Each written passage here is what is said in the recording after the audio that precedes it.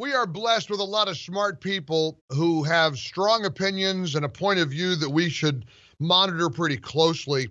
There's a little montage yesterday, a montage of a couple of smart guys, Ben Domenech, who's the Federalist publisher, and I really like his opinions. I don't know, I've never met him before, but I see his comments posted on social media, see his appearances. Interestingly, he's married to Meghan McCain of The View.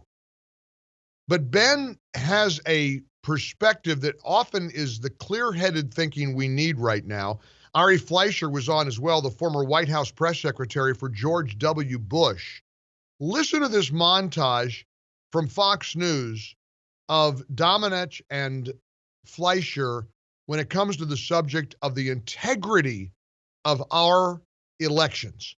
It's not like this is the last election we're going to have. We're going to have an election in 2024. We might have a significant role for mail-in ballots then. And I think that it's incumbent upon all of these officials involved to really approach this with seriousness, because we need both parties to feel like the issue here were adjudicated in responsible ways, that they had a transparent approach at the end of the day and could be confident in it. What we all have to look at here is what can happen going forward. We have an election in Nevada that's going to get redone this cycle because the vote was so close, a 10-vote difference, that they don't have confidence in the election. I certainly went through that in Florida in 2000 when it was a 500-vote difference. Every election should lead to learning how to do it better for the next election, and no one should fear questions. Now, I know that a lot of us feel defeated on many levels. You shouldn't be defeated. We have to keep putting one foot in front of the other. I was on the phone last night with my son, assuring two sons. I've got four. If you're a new listener to this show, I got four adult sons spread out all over the country. We lost the core of our life 9 or 10 years ago when my Denise passed away, the boy's mother. I miss her so much, and I think of her often, and always will. And I know the boys think of their mama too. And my granddaughter, Lily, who was named for my Denise, Lily Denise Gallagher. She was exposed yesterday to, apparently this week, recently, to a little 11-year-old playmate in school who tested positive for COVID. So that, of course, starts a whole chain reaction of events. Lily's dad, my son Trevor, is a type 1 diabetic, 40 years old. His body has been through a lot. And obviously, as a family, we worry a lot about Trevor. And he's very careful. I think he takes good care of himself, and he's being cautious. He's been tested. Just found out a couple hours ago, his test is negative. So Lily's in quarantine. She's fine. She's playing video games. And my role as a dad is to tell my kid, don't panic. Don't panic. We got this. I'm here. I'll get on a plane if I have to, and we'll do whatever it takes. And he's fine. He's relieved. He's glad he's got a negative test. My other son called with extremely exciting news that he has been accepted by the Salvation Army to become to get 2 years of intense training to become a lieutenant, an officer with the Salvation Army, which does God's work. And I'm so proud of him, I can't see straight. So I'm on the phone with one son, urging him to be calm. I'm on the phone with the other son, telling him how proud I am. I'm talking to the other two sons about how, as a family, we should rejoice and be prayerful.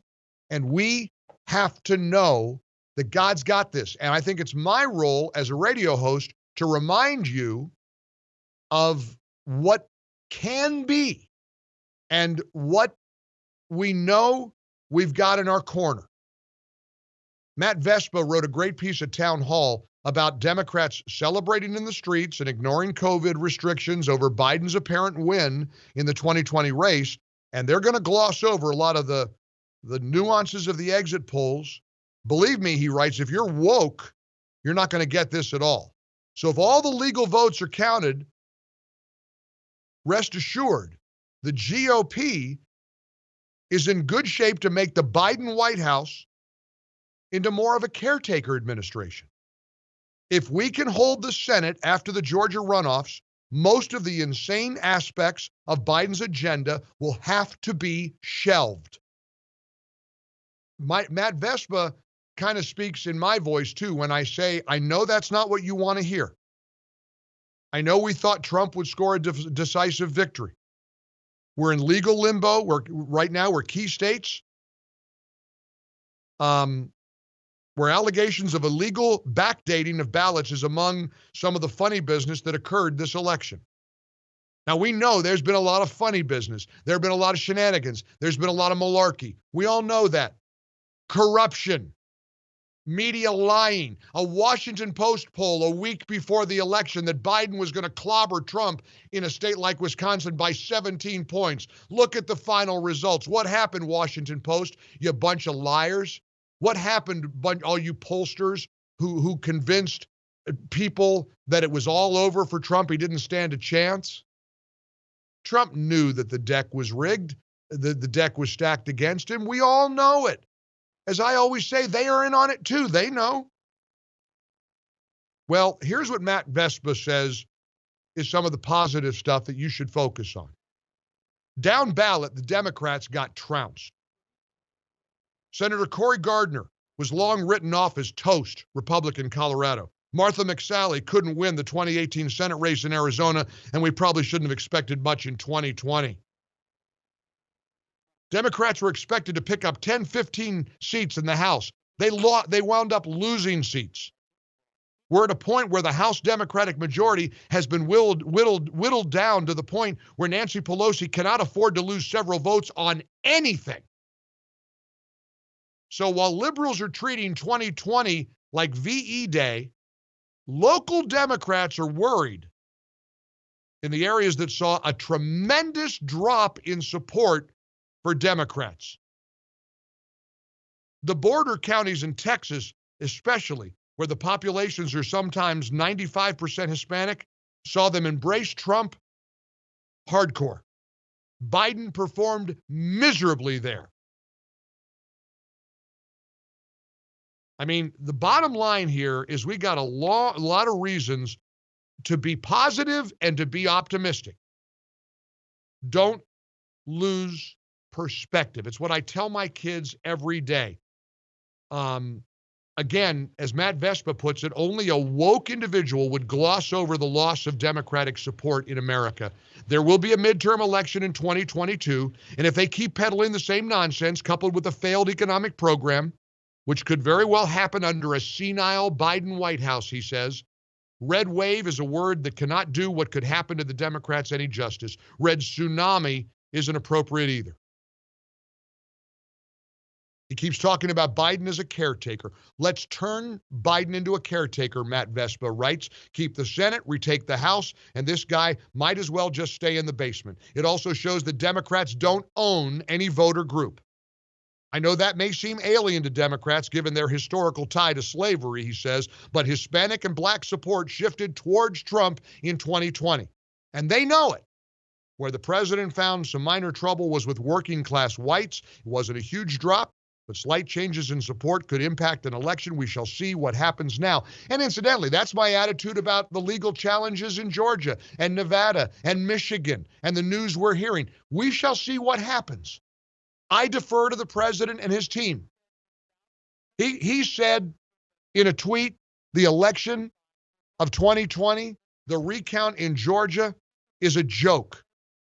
The president tweeted this morning, even though thousands of fraudulent votes have been found, the real number is in matching signatures. The governor must open up the unconstitutional consent decree and call in the legislature.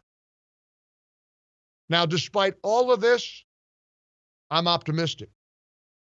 Star Parker wrote a piece at Town Hall why she's optimistic about America.